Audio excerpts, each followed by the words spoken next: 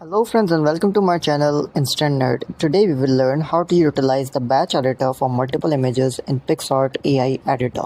First of all, make sure you have the application installed and it is up to date. Open the application. At the bottom, press the plus icon. Now, in the AI tool section, scroll to the right and look for the option for batch editor.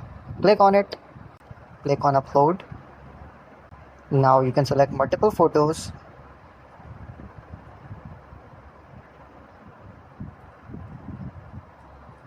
Click on add at the top.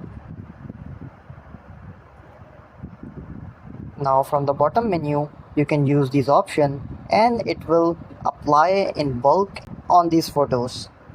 Thank you so much for watching the video. If you like it, please like and subscribe to our channel. Please hit the subscribe button as we are about to hit 1000 subscribers. Thank you.